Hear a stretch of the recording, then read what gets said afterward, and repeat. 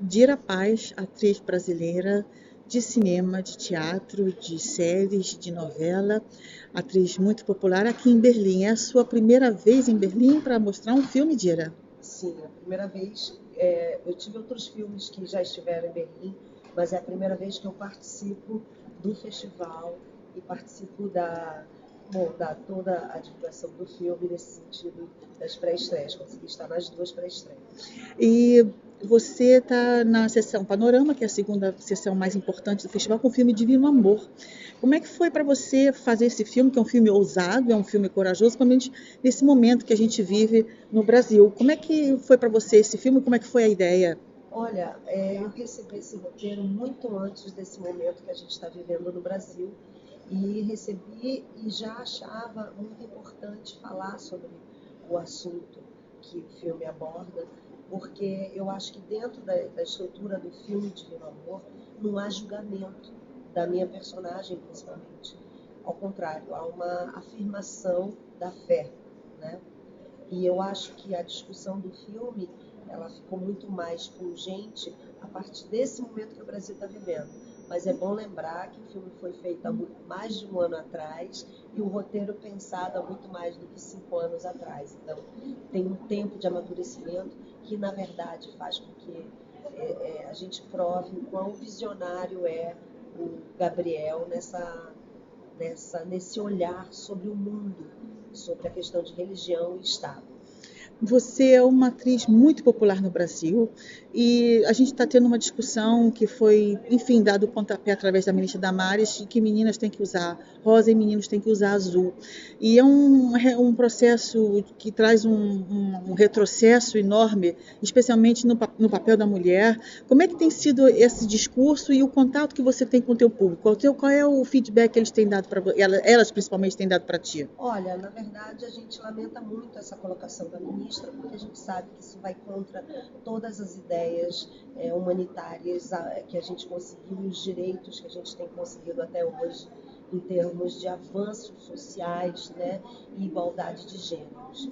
É uma pena, mas é bom porque isso mostra que, às vezes, também uma fala como essa pode atingir profundamente as pessoas como uma reflexão mais profunda sobre qual é o papel da religião dentro de um Estado laico, como é o Brasil. O que as tuas fãs, você tem muitos seguidores no Instagram, você é muito popular nas redes sociais, qual é o feedback que elas dão para você em relação a esse discurso?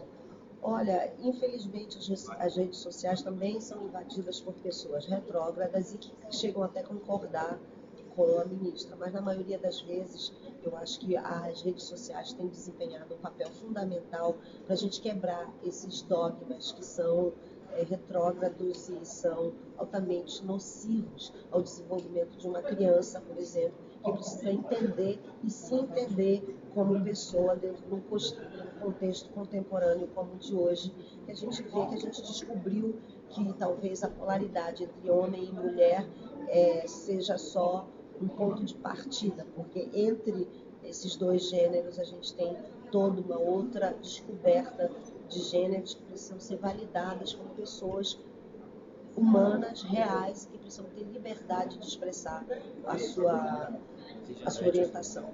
Especialmente em relação à Lei Rouanet. Existe um discurso muito, digamos, agressivo em relação a essa lei. Como é que você, como uma artista muito tempo na estrada, muito experiente, como é que você explica essa agressão contra toda uma classe? O que a classe artística pode fazer contra esse discurso de ódio? Eu acho que, em primeiro lugar, a gente tem que parar de criminalizar a classe artística. É uma tentativa de desvalorizar toda uma conquista e todo um serviço social que a classe artística presta para a sociedade, emprestando justamente, como você falou, a sua notoriedade em causas humanitárias. E os artistas, eles precisam fazer com que a população entenda que a Lei Rouanet ela beneficia a todo o mercado cultural. Se a gente parar para pensar e imaginar o quanto que existe de volta, de retorno a tudo que é investido, é muito maior. Esses números estão disponíveis para quem quiser entender. O fato é que muita gente não quer nem procurar saber de que maneira a lei funciona. como todas as leis, elas podem ser adaptadas e elas devem ser revistas de tempos em tempos, porque o mundo muda. Mas dizer que a Lei Rouanet não beneficiar, ela não é uma lei que beneficia a todos de uma maneira igual, de uma maneira producente economicamente, mercadologicamente, ela é fundamental. É preciso combater a fake news e a propagação de informações que não são verdadeiras, que difamam a possibilidade que tem um país de, justamente através da sua arte, da sua cultura, conseguir dialogar com o mundo, que é o caso do Brasil. Você vê que mesmo a partir da dificuldade do cinema brasileiro em ser captado, distribuído, a gente tem uma representatividade no mundo impressionante. Então, isso tem que ser levado em consideração. O Brasil está com 12 filmes aqui na Berlinale, muito bem representado. Você teme uma certa diminuição radical disso por causa da mudança de leis de fomento, por exemplo? Temo, eu acho que vai ser uma dificuldade muito grande produzir cultura no Brasil, principalmente uma cultura que não comercial, uma cultura de necessidade de expressão dos seus artistas. Isso é um risco que nós corremos. Ao mesmo tempo, a gente está afinando o rompimento de muitas fronteiras e tendo as coproduções como uma grande saída para que a gente continue a dialogar com o mundo. No caso de Divino Amor, nós temos 5 países participando e avalizando no roteiro, na feitura do roteiro, a importância de ter esse filme feito. Quais são os países? Então, Chile, Dinamarca, Uruguai, acho que é Suécia e Brasil. Mas eu posso estar enganada com agora. Então, esses países, que a gente pode depois dar uma olhada e dar a informação correta, eles são países que, assim, onde esse roteiro foi lá e ele foi aprovado, recebe um carimbo de vamos captar. Vale a pena fomentar esse projeto. Uhum. Agora, falando aqui da tua experiência em Berlim, você já teve contato com o público e o pessoal do Panorama é tido como especialmente esfomeado de aventuras cinematográficas.